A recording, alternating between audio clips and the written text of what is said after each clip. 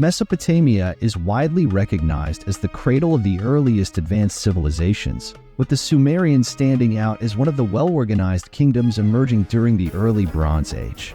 During this period, however, human societies were not confined to Mesopotamia alone. Rather, they spanned across much of the globe, with many living as nomads or in small villages. Around 5500 BC, certain tribes migrated to North Africa, establishing villages along the Nile Valley, specifically in the regions now identified as Upper Egypt and Lower Egypt. The Nile River played a pivotal role in the development of Egyptian culture, being the world's longest river and a source of sustenance. The ancient Egyptians referred to the Nile River as Iteru, meaning a great river, considering it a divine gift to all living beings.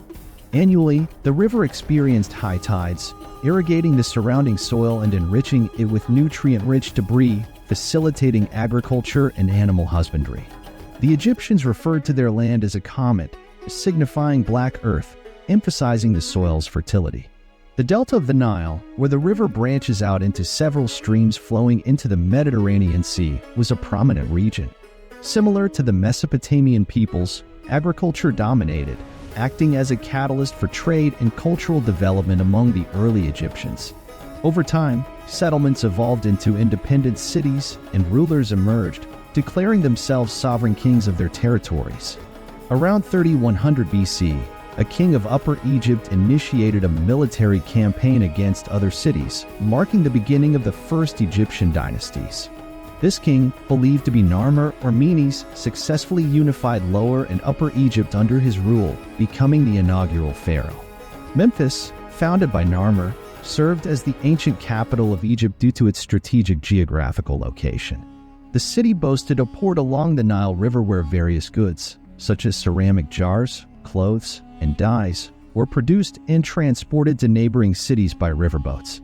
During this period, conflicts arose with neighboring peoples, including Nubian and Lebanese tribes resisting Egyptian dominance in fertile territories.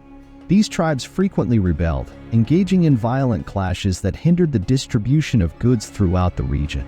It is plausible that Pharaoh Narmer entered into a marriage with Nefertep, a princess from North Africa, possibly motivated by political considerations to mitigate disputes within Egyptian territory. Nefertep, identified as the first queen of Egypt, could have assumed the role of the first female pharaoh following Narmer's demise. If this were the case, she would stand as the pioneering woman in history to rule a dynasty. The name of Nefertep has been discovered in various locations, including tombstones and sacred objects, underscoring her significance as the co-founder of the first dynasty. She holds the distinction of being the oldest queen in ancient Egypt, recognized by historians.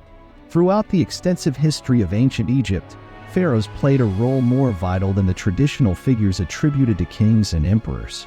Considered sacred beings by the Egyptians, pharaohs were believed to have inherited divine blood, tracing their lineage back to Horus.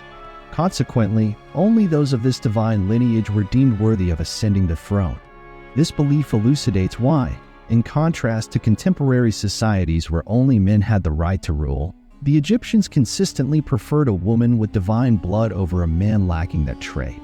Beyond governance, pharaohs assumed roles as supreme commanders of the army, highest magistrates, and highest priests, serving as the human figures closest to the gods.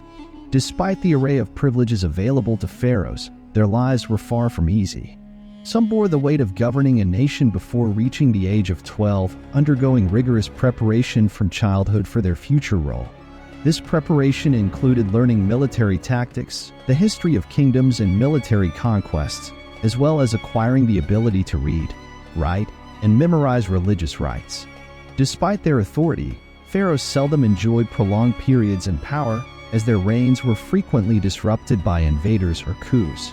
In an effort to extend the duration of a pharaoh's rule, annual ritualistic festivals, such as the Opet festivals, were held. The primary objective was to rejuvenate the pharaoh and reinforce their connection with the gods. When a pharaoh managed to remain in power for approximately 30 years, a grand celebration was organized to exalt their reign. Upon their death, the pharaoh was honored through festivities, songs, and rituals, symbolizing a passage to the other world. If you enjoy this video, Don't forget to like, share, and subscribe.